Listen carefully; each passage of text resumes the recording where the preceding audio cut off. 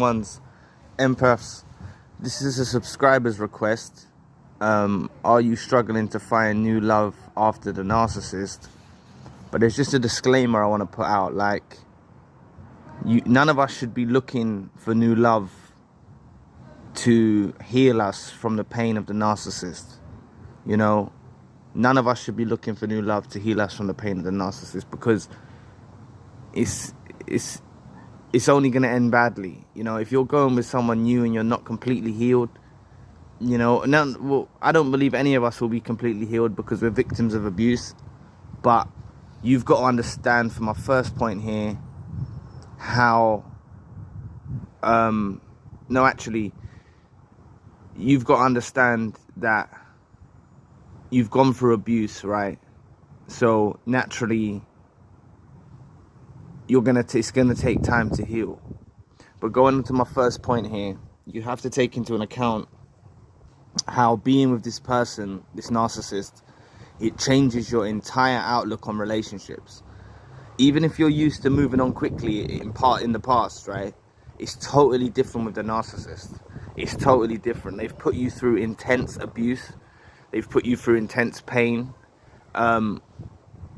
This is why, you know, you start to see everything differently. You'll start to notice toxic people in your circles, in your family. You'll start to see it all around you. So you need to realize that it's a blessing that you see this way, because you've met someone who has these tendencies, these narcissistic tendencies, and now you're able to see through it. You know, we don't just want to meet someone. It's easy to just say, oh yeah, we meet someone new, and then we go through the whole thing again. You know what I'm saying? We haven't got time for that. None of us, like, time is precious. It's the most precious thing on earth, really, time. And if we waste our time, it's not like we wasted our time entirely because we've learned a lesson. But if we go through the same mistakes again and we get with someone else and they turn out to be a narcissist or a sociopath or a psychopath, then it's kind of wasted. We need to use what we've had, what we've gone through, and use it in our future. Like, I can understand the subscriber's request saying it's a struggle to find someone new. I can understand where he's coming from, but this is why I'm taking this angle of approach on the video, because you need to understand what it is about you, like what it is about you, not the fact that it's a struggle. You need to understand how your mindset has completely changed. We were blindly in love with these narcissists. We were blindly in love. We were walking blindly. They say ignorance is bliss, but I don't believe that's the case, because being ignorant is not a good thing. But we was ignorant. We was blissfully walking through, and we was being love bombed, and we believed it was true love. You know what I'm saying? We believed it was true love. And now, as I mentioned in the first point, we've got an entire new outlook on relationships now. And it's a blessing to have that. So number 2 point is just give yourself time to heal. If you give yourself time to heal, you know what I'm saying? Like, you will find love again. You know what I mean? You will find love again. And the longer that you heal, I can talk to this personally from experience. Like, the longer you give your time to heal, the better you are for that next person you meet. Like, there were some people I met early on in my journey, and it was like they was no good for me, but I wasn't actually any good for them, because I was really trying to just get with them to heal my wounds. Like, and I wasn't trying to get with them because I saw some red flags and I pulled out. Like, but you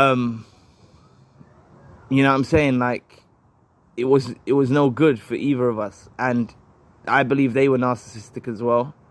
So I was just going to fall into another trap, but I wasn't really offering anything because I needed to have discernment installed in me. I needed the chance to heal better. So just give yourself time to heal. Like, it's crucial. If you enjoy your alone time, like I always go over this, just enjoy your alone time. We don't need to be codependents. Like, the narcissist made us codependent. That's why after you come out of a relationship, you feel like you need someone else. You feel like you need to replace them with someone else. But we don't need to have those codependent tendencies in us where we feel like we need someone else in this world to survive. Like, I can understand, I totally get your point of saying you're struggling to find love after the narcissist. But rather than look for love, look for a friendship. Look for someone you can bond with. that will develop into love. Look for someone who is on your same wavelength. Don't just think about intimacy and stuff like that. Like, this is why I've pulled back from the intimacy side of things. Like, if I meet someone, I'm going to be getting to know them properly. I'm going to be talking to them, getting to know them, pick their brain a bit. You know what I'm saying? Because if I see any slight tendencies of the narcissist in them, I'm pulling out. I'm not interested. You know what I mean? And there's so many toxic people all around. We just need to give ourselves time to heal, to recognize, because the longer you heal, the more you'll see. Like, to be honest, the longer you heal, the more you'll see how toxic this world really is. And it's sad, but it's true. The longer that you heal, you'll start to see how there's a lot of toxic people around, and there's a lot of them. So please press the like and the subscribe button. Help your brother out. It'll take 2 seconds of your time. Another sign, another thing, is to be sure you're over the narcissist. Be sure you're over the narcissist before you even contemplate moving on with someone else. Make sure you're over them. You don't want them back. If they creeped up with the Hoover, you wouldn't leave this new person and go with them. Because say you do meet someone good, say you do meet someone nice, say you do meet someone kind. I'm sure I read comments in this in the comment section about this. I remember a little while back, I'm sure I made a comment about this, but like, say you meet someone nice, right, who's really good to you, say you do find that, you're not going to be ready to recognize that, because if the narcissist pops up with a Hoover, you're going to be letting them back in the door. You're going to be destroying, say, someone who's probably possibly another empath, someone who's a good person, and you're going to be destroying that bond that you have with this new person simply plainly because you're not over the narcissist. So you need to make sure, first and foremost, you're over the narcissist. And that's why, going back to the last point I said about give yourself time to heal, it ties in. But if you give yourself time to heal, you will eventually get over the narcissist. That's a big significant step in the healing journey when you're over the narcissist. But even when you're over the narcissist, your healing's still not over. I know it's sad. I'm not trying to be a downer on this topic, but like, your healing is not over. You've been a victim of abuse. Like, they've abused you. Even when they was with you, they abused you. They abused you when they was with you. They abused you throughout the relationship, and they abused you after with the discard or whatever they done, right? So you need to get over the narcissist. So therefore, you've door slammed, bolted, welded it shut. They can never come back into your life. You don't even want them back. They make you feel sick. You don't have good memories of them. You feel sick to your stomach when you even think about intimate with them. These are all signs that you're completely over them. You know what I'm saying? Like, I would never, as I said to you before, if God said to me, it's only you and that narcissist on earth, you need to figure stuff out, I would say, God, you know what I'm saying, make me someone else, because I can't deal with that. You know what I mean? Like, I'm not saying I would oppose God and it's bad to oppose God, but I'm saying I would not go back to that narcissist, and I don't think God would even ask me to. You know what I mean? But before you start thinking about another sign, before you start thinking about finding new love, start slowly. As I mentioned earlier, build a friendship, meet a companion. Like, build slowly. Don't rush into it. Like before, we rushed into this, like, mindlessly into these situations. We rushed into these situations with the narcissist. So start slowly. You know what I mean? Start slowly. Build slowly. Don't rush into intimacy with this new person. Build a bond. It's so much stronger if you just sleep with someone and then you start forming a relationship. It's built on nothing. There's no foundations. But if you have something with someone where you've got genuine understanding of each other, you've got qualities that you recognize about each other, you've got a deep understanding, and then you build a relationship on top of that. You're building it on top of foundations. But if you just sleep with someone and in hopes that you get a new girlfriend or new boyfriend or new relationship partner, it's wasted. So that's why I would always advise to start slowly. Like, all of these points that I'm saying, so like, realize that it changes your entire outlook. That's why you're in the position that you feel like you're struggling to find love, I said, right? That's why you're in this position, because your outlook has changed compared to how it was before. Give yourself time to heal. Be sure you're over the narcissist, and start slowly. When you're meeting someone new, always start slowly. Don't rush into this with this new person. Do not rush into it. And as I said, be sure you're over the narcissist, because you could potentially ruin something with someone good, and you're not going to realize till you actually get over the narcissist that you wasted an opportunity with someone good. You know what I'm saying? Another point is know the red flags. So when you're starting slowly with someone, recognize the red flags in this person. Don't just be thinking in your head, oh, I want them to be my partner, I want to be intimate with them. Get this out your mind. You know what I'm saying? Start slowly and look for the red flags. We need to have discernment about us, right? We've got discernment now. Use it. And if we see something in someone, don't go with it. Just go with your gut and get out, because it's better to be alone than with someone who's wasteful. You know what I'm saying? Like, we know with the narcissist already. We know the narcissist is a waste of space. So it's better to be alone than be with someone who's a waste of space. So just look out for those red flags. And know that trust is earned, right? So this new person that you meet potentially, they need to earn your trust. Don't just go in there like openly trusting them, openly loving them. You know what I'm saying? That's why I say start slowly. They need to build your trust. You've got certain, not insecurities I would say, but you've been through certain horrific incidences with these narcissists that has tainted you a bit, and it's tainted me.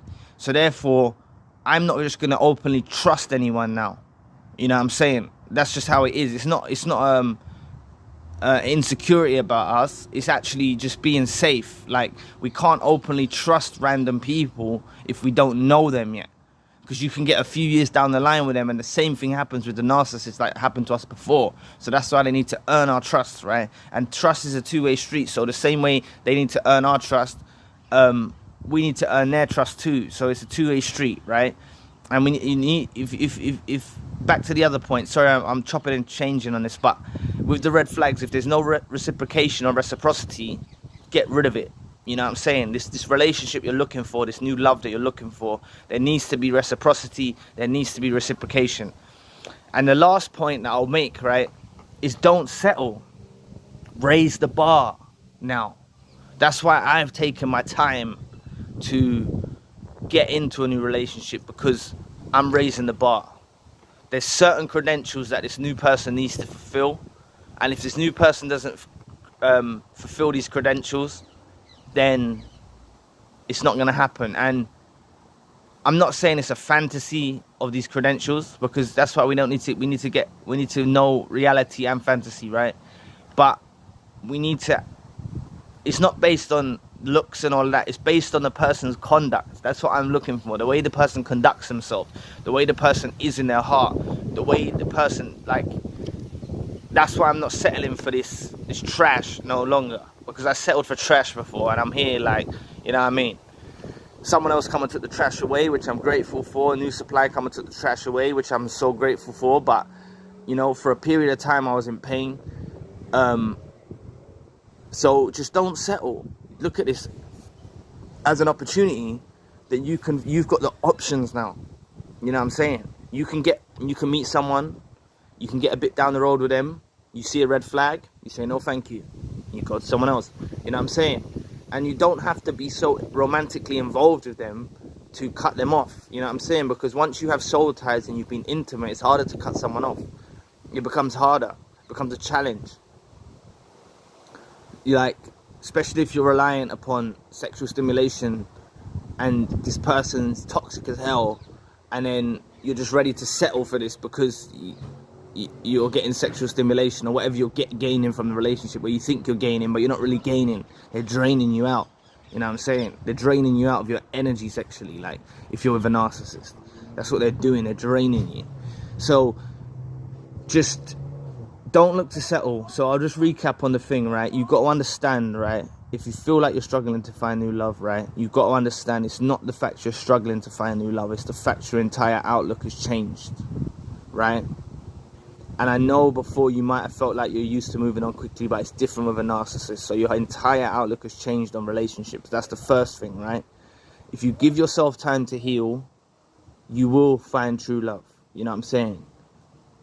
Be sure you're over the narcissist first, so you don't just disrupt and destroy someone who's potentially a good suitor for you, because you're not fully over the narcissist and you're going to give in to their hoovers. Start slowly with this new person and recognize the red flag so you can pull out when you want to. Trust is earned, so remember, they need to earn your trust. And lastly, don't settle for anyone just because you're lonely. There's a difference between being lonely and alone. You can be alone and feel liberated. You can feel lonely and feel distraught. But if you're alone, it's a superpower. And it's your chance to actually find someone who you're destined to be with. Not just anybody. Not no counterfeit soulmate. Someone who actually understands you. Someone who you're meant to be with, right? It's meant to be. These narcissists were meant to be not, right? These people that we're looking for now is a meant to be thing, not the meant to be nots, right? And there's plenty of meant to be nots out there. There's plenty of counterfeits out there. There's plenty of snakes out there. So we need to look out for these red flags and not fall into the trap again. So anyway, thank you for watching today. Please press the like and the subscribe button. If you'd like to donate to the channel, you can find a link in the description box. And if you'd like a one-to-one session myself, you can also find a link in the description box. Currently, I've got a secondary channel, spiritual channel. So anyway, I'll be back with another video soon. Peace.